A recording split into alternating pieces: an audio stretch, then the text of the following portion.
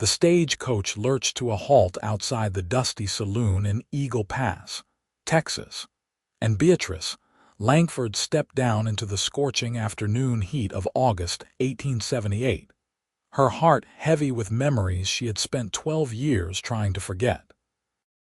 The wooden sidewalk creaked beneath her boots as she surveyed the town that had once been her whole world. Eagle Pass looked smaller than she remembered, more weathered, the paint peeling from the storefronts, and the desert sun beating down mercilessly on the packed dirt streets. She had left this place when she was barely 16, her mother dragging her away to Philadelphia after her father's death, insisting that a young lady needed proper society and education. Now, at 28, Beatrice had returned to settle her late aunt's estate, a woman she barely remembered but who had somehow left her a small ranch on the outskirts of town. She gathered her traveling bag and made her way toward the hotel, her dark blue dress already collecting dust from the street. A group of cowboys rode past, their horses kicking up clouds of dirt that made her cough. This was nothing like the clean cobblestone streets of Philadelphia, nothing like the refined gentlemen callers who had courted her over the years with their pressed suits and proper manners. She had turned them all down, though she could never quite explain why to her mother's increasing frustration. The hotel clerk handed her a key with barely a glance, and Beatrice climbed the narrow stairs to her room. She set down her bag and moved to the window, looking out over the main street. The sun was beginning its descent toward the horizon, painting everything in shades of orange and gold. Somewhere in this town, she knew he must still be here. Everett Owens. The boy who had promised to wait for her, who had kissed her behind the church on her last night in Eagle Pass, who had written her letters for 2 years, until she had finally stopped responding, convinced by her mother that a cowboy with nothing but a horse and dreams was no future for a lady of breeding. She pressed her hand against the warm glass and let herself remember his face, those green eyes that seemed to see straight through to her soul, the way his dark hair would fall across his forehead when he leaned down to kiss her, the rough calluses on his hands from working cattle, so different from her father's soft merchant fingers. He had been 18 when she left, already working as a ranch hand, already talking about saving enough to buy his own spread someday. But that was 12 years ago. He would be 30 now, probably married with children, his promises to a 16-year-old girl long forgotten. The thought made her chest ache in a way she had never quite gotten used to. The next morning, Beatrice met with the lawyer, a portly man named Mr. Henderson, who explained that her aunt's ranch was small but profitable, with a modest herd of cattle and a solid house. He offered to arrange a sale, seeming surprised when she told him she wanted to see the property first before making any decisions. The truth was, she had no idea what she wanted. Philadelphia felt like a cage she had finally escaped, but Eagle Pass held ghosts she was not sure she was ready to face. Mr. Henderson arranged for someone to drive her out to the ranch that afternoon. She waited outside his office, shading herself from the brutal sun, when she heard the wagon pull up. She turned, and the world seemed to tilt on its axis. Everett Owens sat in the driver's seat, looking at her with an expression that made her forget how to breathe. He had changed, filled out from the lanky boy she remembered into a man with broad shoulders and sun-bronzed skin. His face had hardened, his jaw more defined, lines around his eyes from squinting into the sun. But those eyes were the same, that deep green that had haunted her dreams for over a decade. He wore dusty work clothes, a worn hat pushed back on his head, and for a long moment neither of them spoke. Beatrice. Her name came out rough, like he had not said it aloud in years but had thought it every day. Everett. She could barely get the word past the sudden tightness in her throat. I did not know you would be the one taking me out." He climbed down from the wagon, moving with the easy grace of a man comfortable in his own skin. "Henderson asked me this morning, said a lady needed escort out to the old Morrison place. Did not mention it was you." He stood a few feet away, his hat in his hands now, turning it slowly. "Did not know you were back in town. I arrived yesterday. My aunt passed away. She left me her ranch. I know. I am sorry for your loss." His formality felt strange, creating distance where there had once been such closeness. Old Miss Morrison was a good woman. Kept to herself mostly, but she was fair and honest. Beatrice nodded, not trusting herself to say more. The air between them felt heavy with everything unsaid, with years of silence and unanswered questions. "We should go," Everett said finally. "It is about an hour's ride, and you will want to be back before dark." He helped her into the wagon, and the brief touch of his hand on her sent electricity racing up her arm. She settled onto the wooden seat, arranging her skirts, trying to calm her racing heart. Everett climbed up beside her and snapped the reins, and the horses started forward at a steady pace. For a long while, they rode in silence. The town gave way to open country, scrubland dotted with mesquite and cactus, the Rio Grande visible in the distance. The heat was oppressive, and Beatrice was grateful for her bonnet shading her face. She snuck glances at Everett from the corner of her eye, taking in the strong line of his jaw, the capable hands holding the reins, the way he sat so naturally, as if he and the wagon and the horses were all one piece. "You look well," he said finally, his eyes fixed on the road ahead. "City life must have agreed with you." "I survived it," she said, surprised by the bitterness in her own voice. "That is about all I can say for it." He glanced at her then, something flickering in his expression. "Heard you were doing well. Heard you were quite the lady of society." "Who told you that?" "Your mother wrote to your aunt a few times. Miss Morrison mentioned it when I would help her with repairs around her place." He paused. "Said you were being courted by some banker's son." Beatrice felt her cheeks flush. "My mother has always been overly optimistic about my prospects." "So you are not engaged then?" The question came out carefully, like he was trying to sound casual and failing. "No, I am not engaged. I am not courted by anyone. I am very firmly on the shelf, as they say." "That is hard to believe." "Believe what you want." She knew she sounded sharp, defensive, but she could not help it. Being this close to him, after all these years, was tearing open wounds she had thought were scarred over. "What about you?" "I imagine you are married with half a dozen children by now." His laugh was short, almost bitter. "No, no wife, no children." The relief that flooded through her was so intense it was almost painful. She looked down at her hands, folded in her lap. "Why not?" He was quiet for so long she thought he would not answer. When he finally spoke, his voice was low and rough with emotion.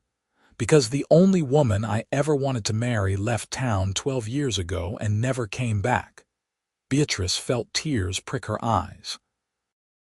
She blinked them back fiercely, refusing to cry. "Everett, I had to go. My mother insisted. I was 16. I had no choice." "I know that. I never blamed you for leaving." He pulled the wagon to a stop, right there in the middle of the empty road, and turned to face her fully. "But you stopped writing. You stopped responding to my letters. That was a choice."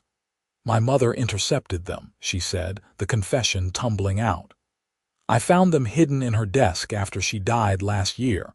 Every single letter you sent, dozens of them, she never gave them to me. She told me you had moved on, that you were courting someone else, and like a fool I believed her." His face went through a series of expressions, shock, anger, and something that might have been hope. "Your mother lied to you." "Yes." "She wanted me to marry well, to marry someone with money and position. A cowboy with nothing was not good enough for her daughter." Beatrice wiped at her eyes angrily. I read all your letters after she died. Every word. You wrote for 2 years, Everett. 2 years of telling me about your life, asking me to come back, telling me you were waiting. And I never knew. I thought you had forgotten about me. Everett reached out slowly, giving her time to pull away, and took her hand. His palm was rough and warm, just as she remembered. I never forgot. Not for a single day in 12 years. I bought my own ranch 5 years ago, built a house with my own hands. Every nail I hammered, I thought about you. Every fence post I set, I imagined you there. I told myself I was a fool, that you had moved on, that you were probably married to some city gentleman. But I could not stop hoping that maybe, someday, you would come back. She looked at their joined hands, then up at his face. He was looking at her with such raw emotion that it took her breath away. I am here now, she whispered. For how long? Just to sell the ranch and go back east? I do not know. I have not decided anything yet. He squeezed her hand gently. Then let me show you what you have been missing. Let me show you why this place is worth staying for. They drove on, but now they were closer, his thigh pressing against hers on the narrow seat, their hands still linked. He told her about his ranch, about the small herd he had built up, about the horse breeding operation he was starting. She told him about Philadelphia, about the suffocating social expectations, about how she had never felt like she belonged there, how she had always felt like part of her heart was still here in the dust and heat of Texas. The Morrison Ranch, her ranch now, was better than she had expected. The house was small but sturdy, built of adobe with a covered porch. The barn was in good repair, and she could see cattle grazing in the distance. Everett helped her down from the wagon and showed her around, pointing out what would need work, what was solid. He had clearly been helping maintain the place, and she felt a rush of gratitude for his care. Inside the house, everything was neat and clean, if a bit sparse. There was a main room with a fireplace, a small kitchen, and 2 bedrooms. Everett had stayed by the door as if unsure whether he was welcome further inside, but Beatrice turned and held out her hand to him. Come in properly. Tell me what you think I should do with this place. He stepped inside, filling the small space with his presence. What do you want to do with it? I think I want to stay, she said, the decision forming even as she spoke the words. There is nothing for me back east, but I do not know the first thing about running a ranch. You could hire a foreman. Or you could sell to someone who would keep the place running well. Or I could ask an experienced rancher to teach me. He looked at her steadily. Is that what you are asking? Beatrice stepped closer to him, close enough to smell the scent of leather and horses and sun-warmed skin that she had never forgotten. I am asking if you still mean what you wrote in those letters, if you still feel the way you did 12 years ago. Because if you do, then I need you to know that I feel the same way. I have felt the same way this entire time. I loved you when I was 16, and I love you now, and I am so sorry I wasted so many years believing lies. For a moment, Everett just stared at her, as if he could not quite believe what he was hearing. Then he moved, closing the distance between them in one long stride and pulling her into his arms. His kiss was everything she remembered and more, desperate and tender at the same time. 12 years of longing poured into the touch of his lips on hers. She wrapped her arms around his neck, pressing closer, feeling the solid strength of him against her. When they finally broke apart, both breathing hard, he rested his forehead against hers. I never stopped loving you, Beatrice, not for one single day. You have been the first thought in my head every morning and the last thought before I sleep every night. Then we have a lot of time to make up for, she said, smiling through her tears. Over the next weeks, Everett became a constant presence in Beatrice's life. He came by every day after finishing his own work, teaching her about managing cattle, about reading the weather, about the 100 small details that went into running a ranch. But more than that, they talked. They shared everything they had missed in 12 years apart, filling in the gaps, learning who they had become. Beatrice discovered that Everett had indeed built something impressive.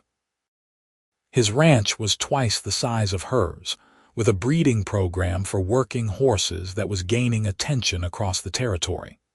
He employed 3 men full-time and took on extra help during roundup season. He was respected in Eagle Pass, known as a fair dealer and a hard worker. He had become everything he had promised he would be. She told him about her education, about the books she had read, about how she had volunteered at a charity hospital and discovered she had a talent for nursing. She told him about the loneliness of being surrounded by people who only cared about money and status, about how she had never fit into her mother's world, no matter how hard she tried. "You were not meant for that world," Everett said one evening as they sat on her porch, watching the sun set over the scrubland. "You belong here, where things are real and honest." "I am beginning to believe that," she admitted. She had been in Eagle Pass for a month now, and the ranch was starting to feel like home. More than that, Everett felt like home. Being with him was as natural as breathing. He took her hand, lacing their fingers together. "I want to court you properly this time. I want everyone in town to know that you are my girl. I want to take you to the church social and the town dances. I want to do this right. We are not children anymore, Everett. We do not need a lengthy courtship. We have known each other for most of our lives." "What are you saying?" She turned to face him fully, her heart pounding. "I am saying that I do not want to waste any more time. I am saying that I know what I want, and I have known it since I was 16 years old. I want you. I want this life. I want to build something real with you." His eyes searched her face.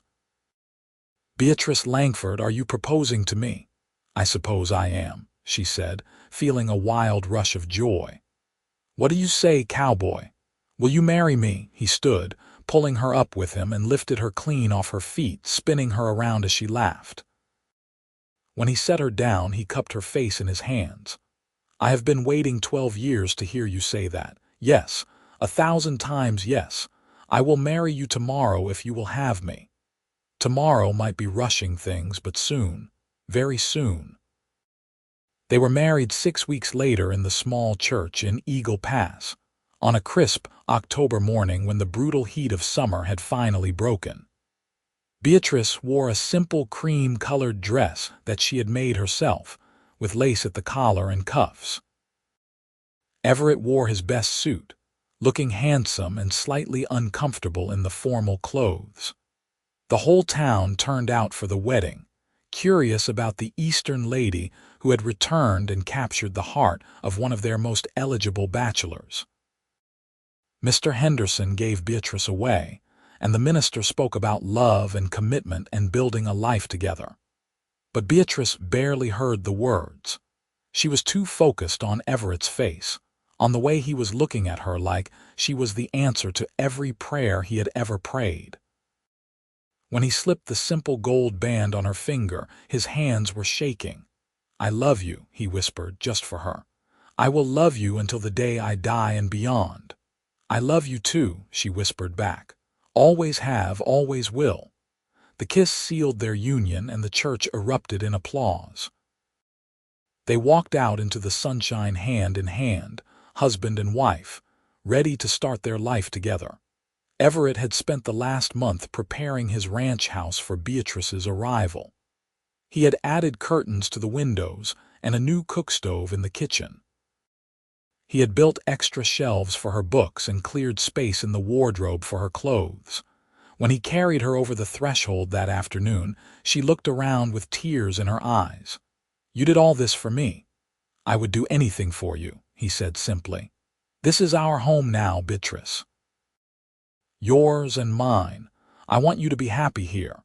She was happy. Deliriously, impossibly happy. They settled into married life with surprising ease, as if they had been doing this for years instead of weeks. Beatrice took to ranch life better than anyone had expected, including herself. She learned to ride astride instead of side saddle, scandalizing some of the town ladies but proving far more practical for working cattle. She kept the books for both ranches, her education in mathematics proving unexpectedly useful. She also set up a small clinic in one of the spare rooms, offering basic medical care to ranch hands and their families who could not afford the doctor in town. Everett was everything she had dreamed he would be and more. He was patient and kind, teaching her what she needed to know without making her feel foolish. He was passionate and devoted, making her feel cherished and desired. He worked hard but always made time for her, never taking her presence for granted. At night, they would sit on the porch together, his arm around her shoulders, and talk about their dreams for the future. "I want to expand the horse breeding operation," he said one evening about 3 months after their wedding. "Maybe hire another man or two. What do you think?" "I think you should do whatever makes you happy," she said, snuggling closer to him. "You have a good eye for horses, and the demand is only growing." "And what about you? What do you want?" she smiled, pressing her hand to her still flat stomach. She had suspected for a week now, but had been waiting for the right moment to tell him. "I want a family. I want children running around this ranch, learning to ride and work cattle and love this land the way we do." He looked at her sharply. "Beatrice, are you saying what I think you are saying?" "I am fairly certain I am with child. It is early yet, but all the signs are there." The joy that lit up his face was brighter than any sunrise. He stood, lifting her up with him, and kissed her deeply. "You are going to have my baby." "We are going to have a baby," she corrected, laughing at his enthusiasm. "Hopefully the first of several if you are agreeable." "I am more than agreeable. I am absolutely thrilled." He set her down gently, as if she were made of glass. "You should sit down, you should rest. Do you need anything?" "Water, food." "Everett, I am pregnant, not dying. I can still function normally for several more months." But he fussed over her anyway, and she loved him all the more for it. Their daughter was born in July of 1879, during a summer thunderstorm that broke the oppressive heat and brought relief to the parched land. The labor was long and difficult, attended by the doctor from town and 2 experienced midwives. Everett paced the parlor for hours, nearly wearing a groove in the floorboards, until finally the cry of a baby broke through the house. The doctor emerged, smiling. "You have a healthy daughter, Everett, and your wife is doing well, though she is exhausted." Everett barely heard the rest. He rushed into the bedroom, where Beatrice lay propped up against the pillows, holding a tiny bundle wrapped in a soft blanket. She looked up at him with tired eyes that were nevertheless shining with happiness. "Meet your daughter," she said softly. He approached carefully, hardly daring to breathe, and looked down at the tiny face peeking out from the blanket. She was perfect, with a wisp of dark hair and a tiny rosebud mouth. As he watched, she opened her eyes, and they were the same green as his own. "She is beautiful," he whispered, his voice choked with emotion. "Just like her mother. Would you like to hold her?" With shaking hands, Everett took his daughter, cradling her against his chest. She was so small, so fragile, and he felt a rush of fierce protectiveness unlike anything he had ever experienced. "Hello, little one," he murmured. "I am your papa, and I promise I will always keep you safe." "What should we name her?" Beatrice asked. They had discussed names for months but had never quite settled on one. Now, looking at his daughter's face, Everett knew. "Grace. Grace Ellen Owens, after my mother. Grace," Beatrice repeated, smiling. "It is perfect." Grace thrived, growing from a tiny newborn into a chubby, happy baby who had her father wrapped around her little finger from the first moment. Everett was a devoted father, coming in from the fields to hold her, singing her silly songs, making her laugh with his exaggerated facial expressions. Beatrice watched them together and felt her heart swell with love. The ranch prospered as well. Everett's horse breeding program became known throughout Texas, and buyers came from as far as San Antonio to purchase his stock. Beatrice's clinic grew too, serving more and more people from the surrounding area. They hired additional help, allowing them to expand their operations while still maintaining the quality that had built their reputation.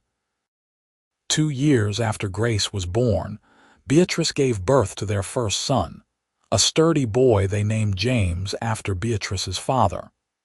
He had his mother's dark hair and serious expression, even as an infant. Everett was overjoyed to have a son, already making plans to teach him everything about ranching and horses. Life was not without its challenges. There were droughts that tested their water supplies and their cattle. There were harsh winters when they lost animals despite their best efforts. There were times when money was tight, and they had to make difficult decisions about where to invest their limited resources. But they faced everything together, as partners, and somehow that made even the hardest times bearable. When Grace was 5 and James was 3, Beatrice discovered she was pregnant again. This pregnancy was harder than the previous 2, leaving her exhausted and ill for months. Everett insisted she rest, taking over more of the household duties and hiring a woman from town to help with the children. Beatrice chafed at the restrictions, but she knew he was right. This baby was taking a toll on her body in a way the others had not. Their second son was born in March of 1884, during a late spring snowstorm that blanketed the ranch in unexpected white.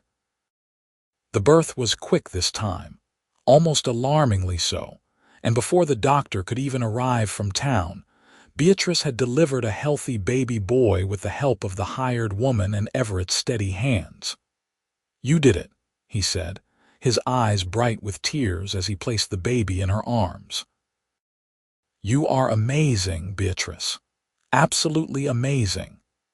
This baby had lighter hair than the others, more brown than black, and when he opened his eyes, they were the bright blue that sometimes appeared in Beatrice's family.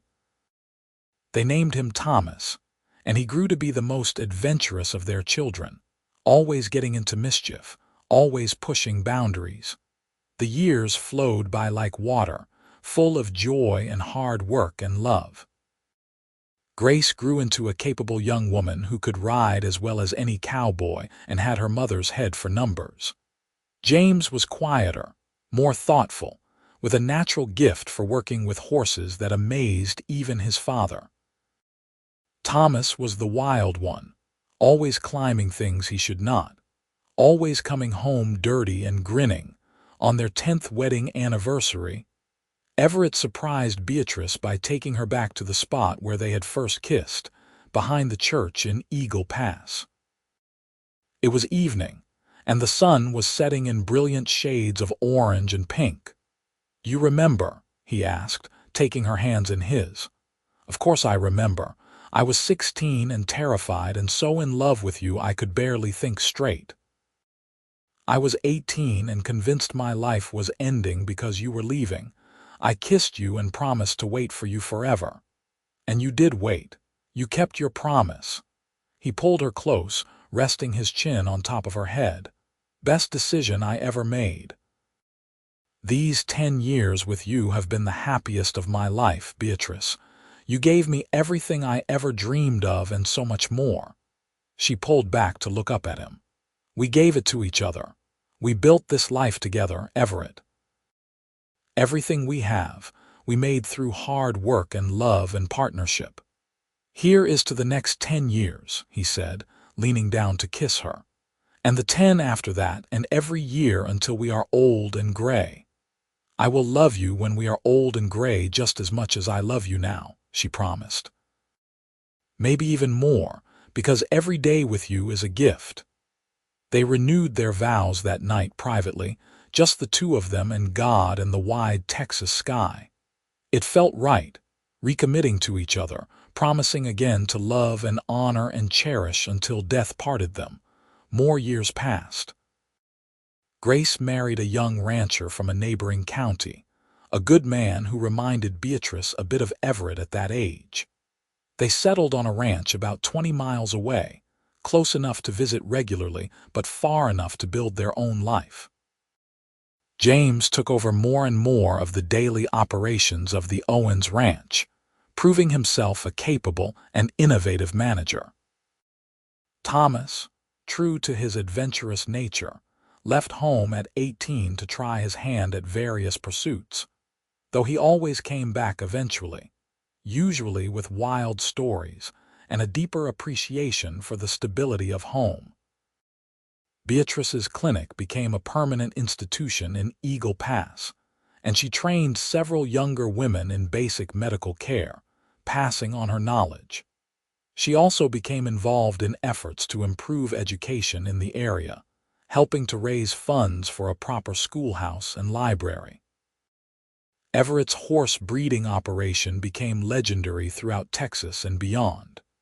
He developed a line of working horses known for their intelligence, stamina, and calm temperament. Buyers came from across the country, and the Owens brand became synonymous with quality. But more than any professional success, it was the life they had built together that mattered most. It was the quiet evenings on the porch, watching the sunset.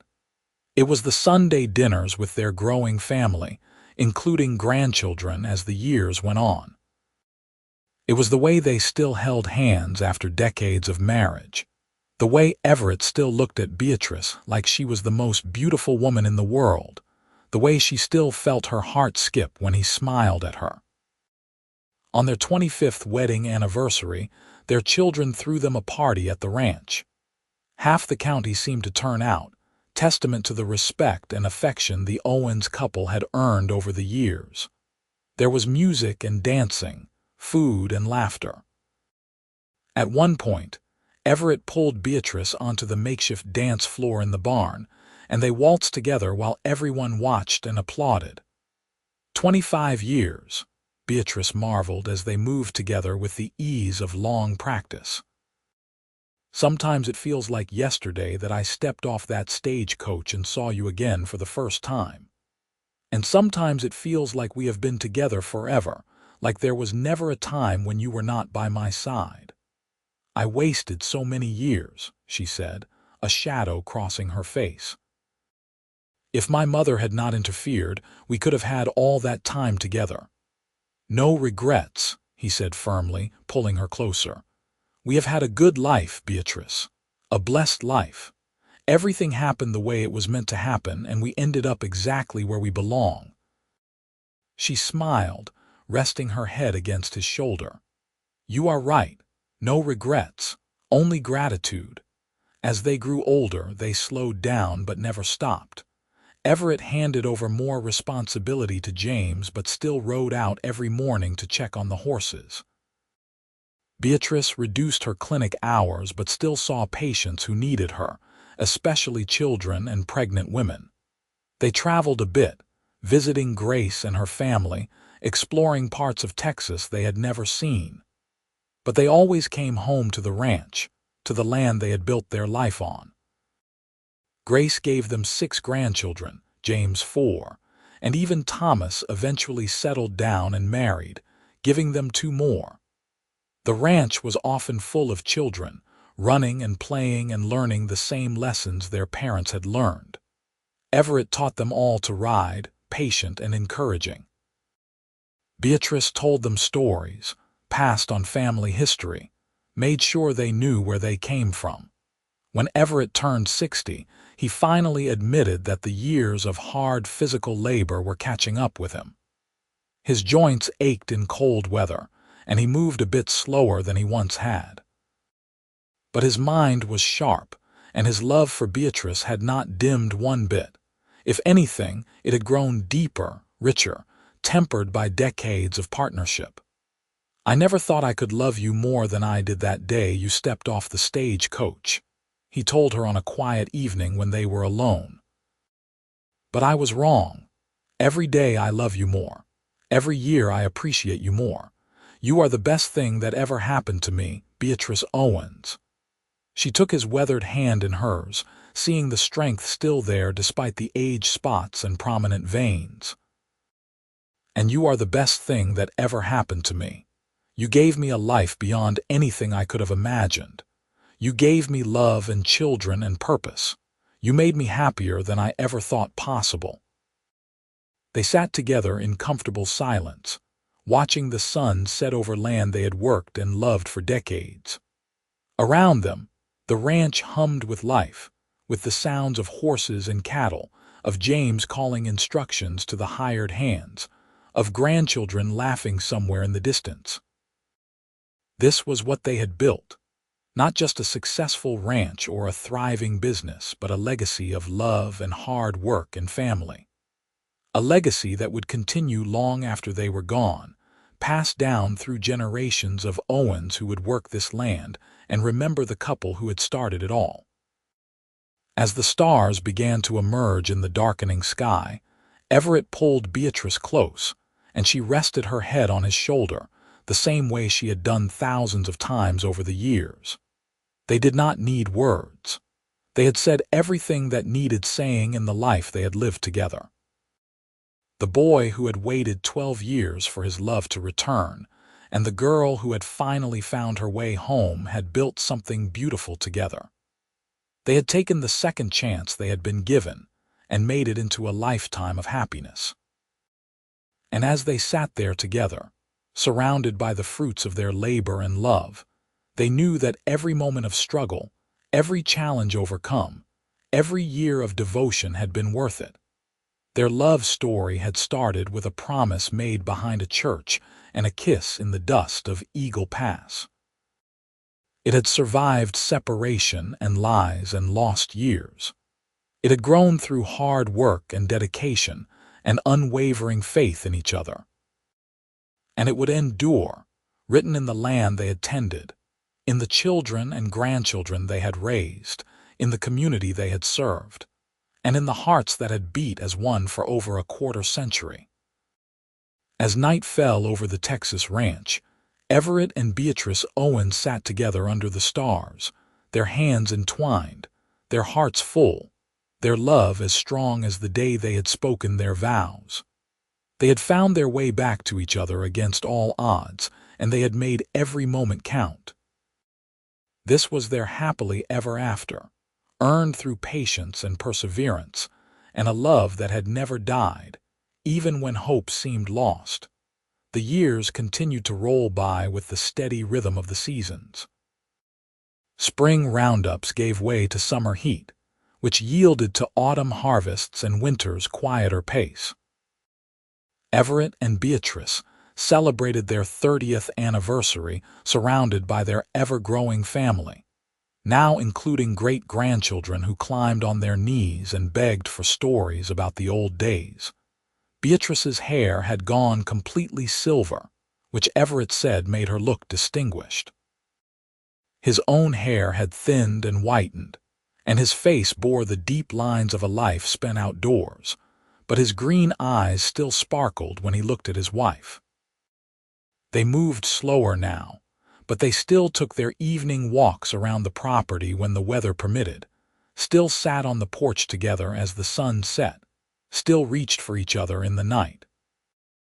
The ranch had become one of the most respected operations in the region, known not just for quality horses, but for fair dealing and good employment practices.